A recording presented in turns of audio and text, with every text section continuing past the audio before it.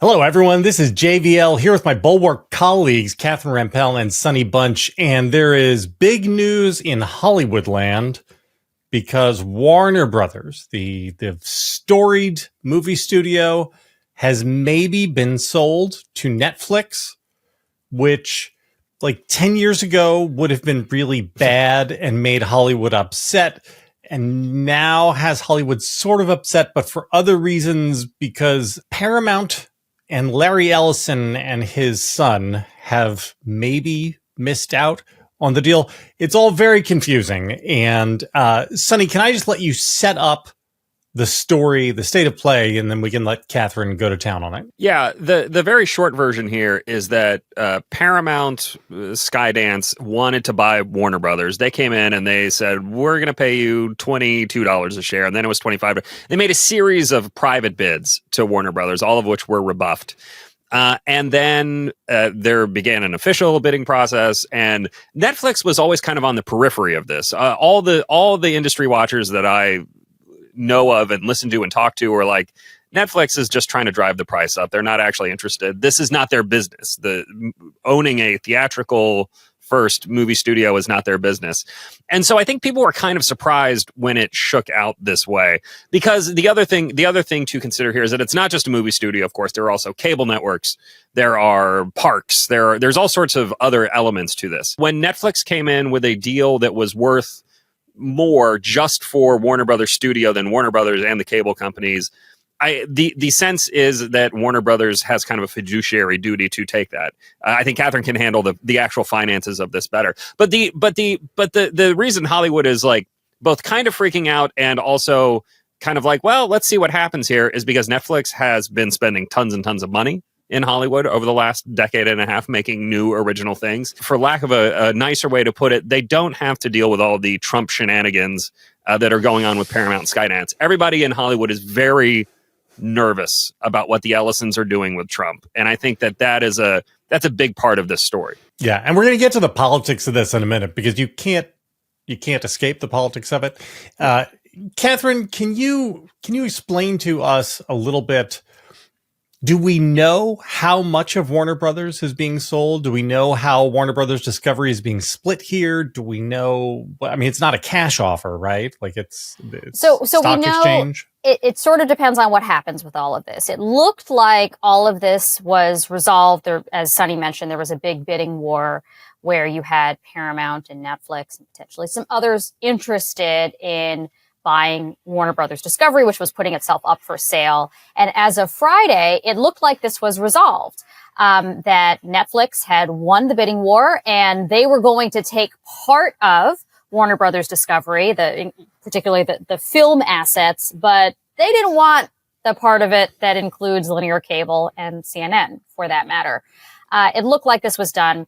Paramount kind of threw a hissy fit, and was mad that they had been rebuffed. They wanted to buy the whole kit and caboodle, including CNN, which maybe would fit in somehow with their own news gathering operations now that they own CBS and are making some big changes there.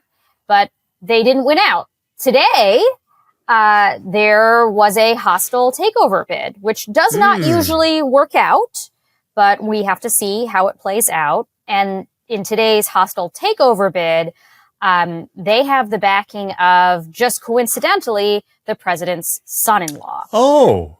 Yes. So I know you said to leave the politics aside, but it is really difficult to talk about this without getting into these strange alliances with various grifting Nepo babies who are involved. Well, the president's son-in-law is a big media guy because he himself once ran the New York Observer. So I can see why they would have gone to him to be a partner in this. It's his skill set. It's his journalistic skill set. Clearly, that's what this is about. It's a real Legion of Doom, by the way. This consortium that is backing this. It's because it's not just Kushner's involved. There's also the Saudi Arabian investment fund. Their sovereign wealth fund too. Is into this for something like $24 billion. Tencent, which is a Chinese owned firm, is also involved with that. Tencent has some dealings with Paramount Skydance through other Skydance productions, which is kind of interesting in and of itself. So it's like, it's not just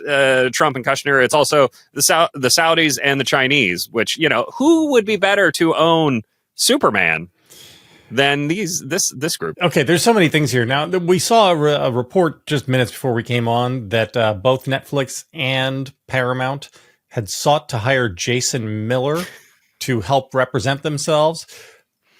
I guess we just don't even pretend that the government isn't corrupt anymore. No. Well, and to be clear, we've mentioned, moving on. We've mentioned Kushner's involvement. You mentioned Jason Miller, clearly a Trump whisperer of sorts. There's also the fact that David Ellison at Paramount Skydance is the son of Trump's BFF, or, you know, at least BFF tier friend, Larry Ellison. So there is a lot of involvement here from Trump land. And that's part of the reason why Paramount thought that they had the leading edge. Like, they've been trying to get these goodies from Warner Brothers for quite some time, have been failing, and meanwhile are basically asking Trump and Trump's DOJ to put their thumb on the scale as a favor to Larry and David Ellison. And they've also thrown in some other, favors in that favor bank as well, including promising to distribute Rush Hour 4, which Trump and apparently no one else on earth wants. But I definitely saw that through the lens of they wanted Trump's help in getting this deal done. And what role would Trump have? Appointing Barry Weiss to run CBS News was done to make Donald Trump happy, right? In fact, in his CBS interview, he talked about how much he approved of that hire. That's right. It's good for her. I'm glad that she can take that to herself with her fierce independence. Catherine, can I ask Catherine a question? Because this is something I don't know very well. Bulwark Takes is sponsored by Calm. There's a lot out there telling us how to be better. Be a better parent, a better partner, a better worker, better version of yourself. It's honestly exhausting. When I need to hit pause and reset, Calm is the tool I reach to release that stress and find a space to breathe, even on the busiest days. Calm is the #1 app for sleep and meditation, and it's here to help you feel better. If you're feeling like you could use some support navigating life's ups and downs, get the relief you need with Calm sessions. They include guided meditations to help you work through anxiety and stress and boost your focus, to build healthier habits, and to take better care of your physical health. Or sleep stories, sleep meditations, and calming music to help you drift off to restfulness. Grounding exercises to help you reset and relax when you're feeling overwhelmed, and so much more.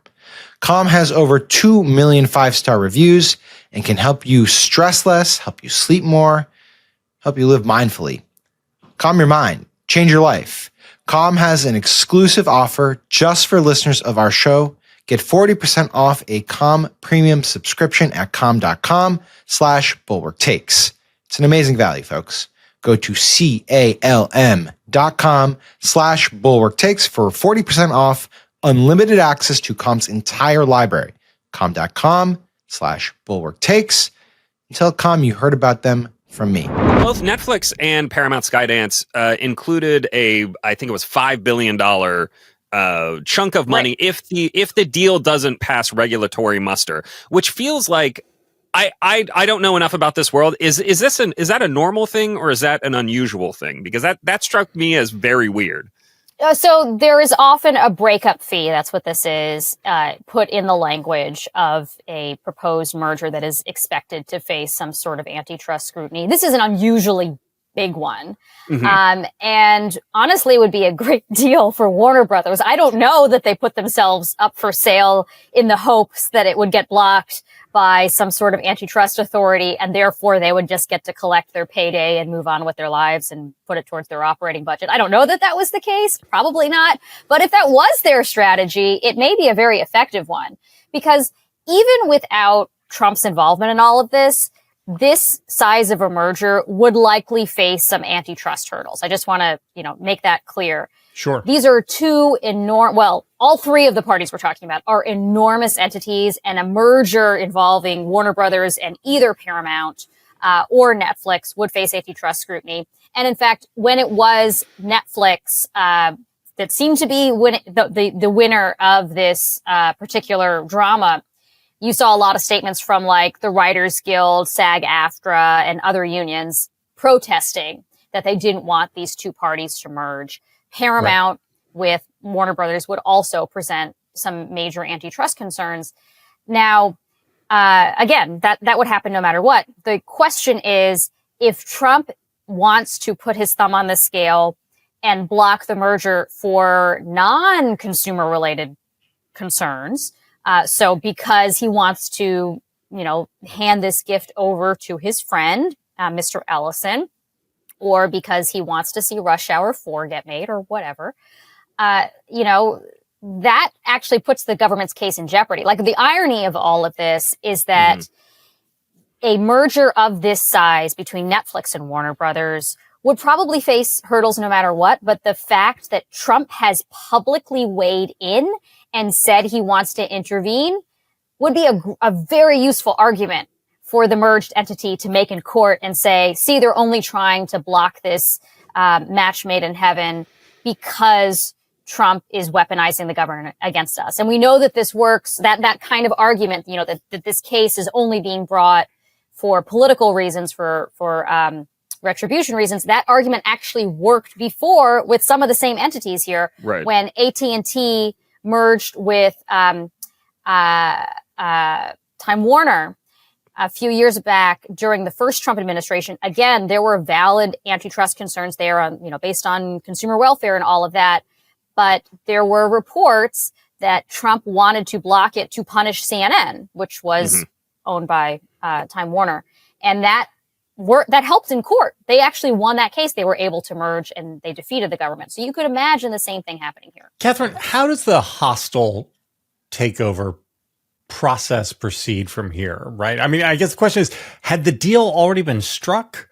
Or were the terms of the initial deal not yet finalized, and so that's why they've gone hostile? Yeah. So they have to be finalized by the shareholders themselves. So the board can agree that this is the best possible deal. We've chosen out of our many suitors Netflix, but ultimately the shareholders have to approve of it, because you could imagine that maybe the board is doing what's in their own best interests and not what, they all get golden parachutes or whatever, and not in the interest of shareholders. This is just a very standard thing. Sure. So I thought this was a done deal, but now that Paramount has come in and offered even more money, it may not be a done deal. And particularly since you have Donald Trump, again, publicly saying he's going to get involved. He said this on the red carpet last night. Should they be allowed to buy Warner Brothers?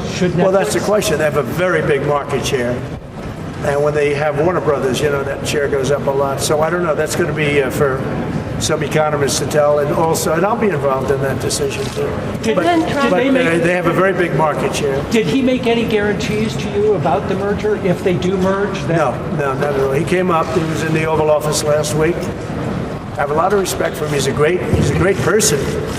But he's done one of the greatest jobs in the history of movies and other things. He's got a lot of interesting things happening aside from what you're talking about.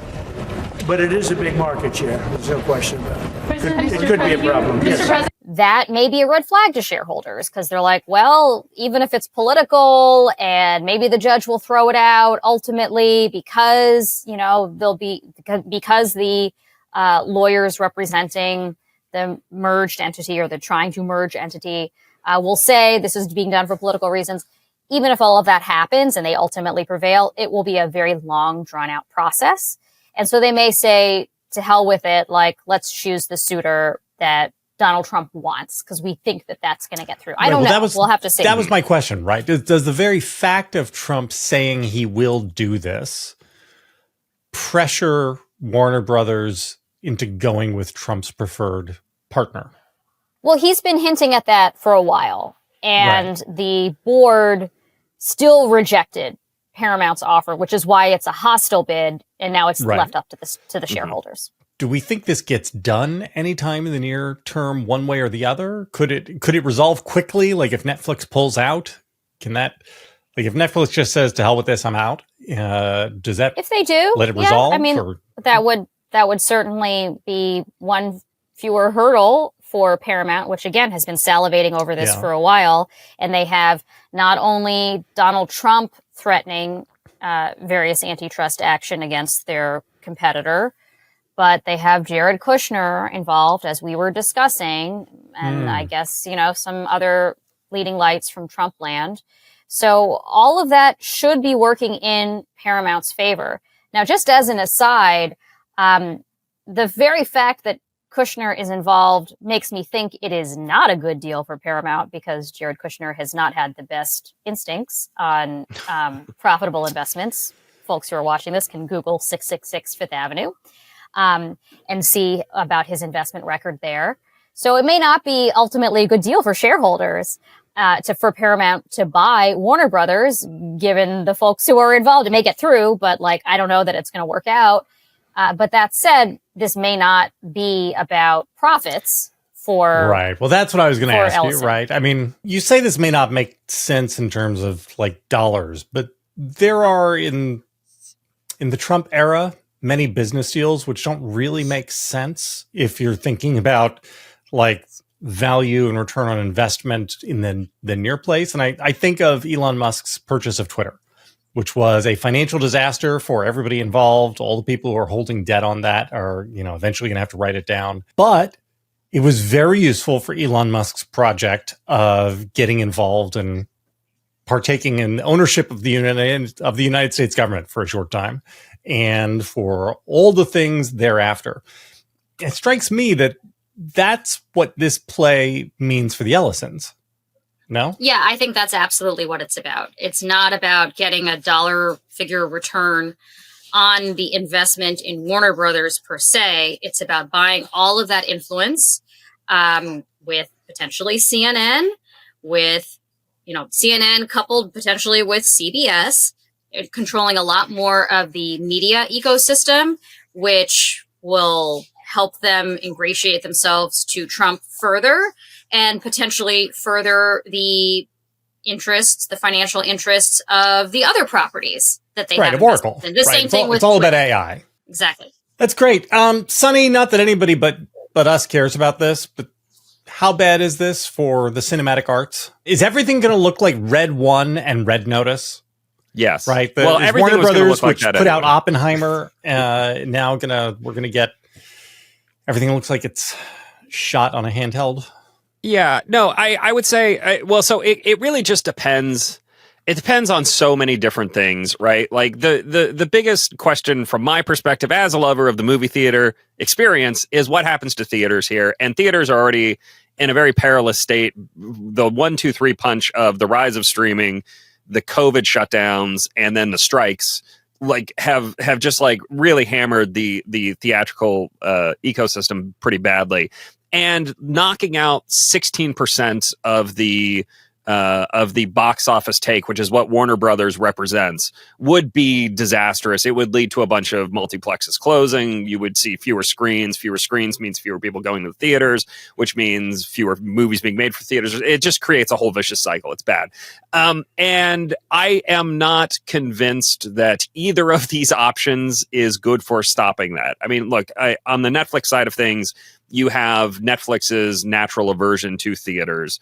Theoretically, maybe the FCC can make them promise to do a universal style 17-day window with longer windows for bigger movies. I don't know.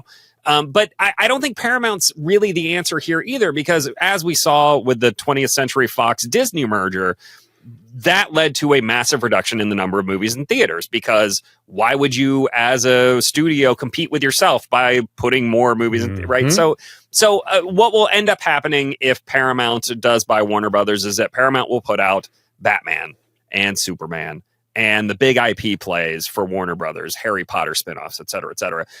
That is not good for anyone. That's not good for anyone in the business. It's not good for the 150,000 people who work in movie theaters around the country, right? That is in and of itself bad.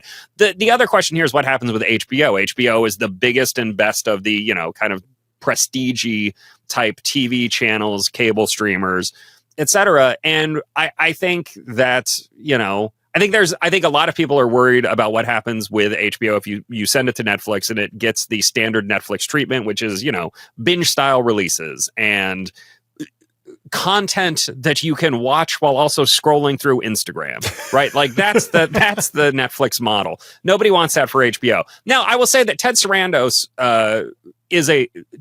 has often spoken very fondly of HBO. I think he respects what they do and would be hesitant to mess with that in any real way. And I don't know. I hear a lot of people, folks like the entertainment strategy guy, good source on this sort of thing. He says, look, maybe this is an excuse for Netflix to change their whole strategy. They could do more theatrical. They could do weekly releases.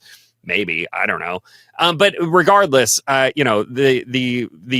have no faith in Paramount doing anything good with this either. It's just it's a mess all around.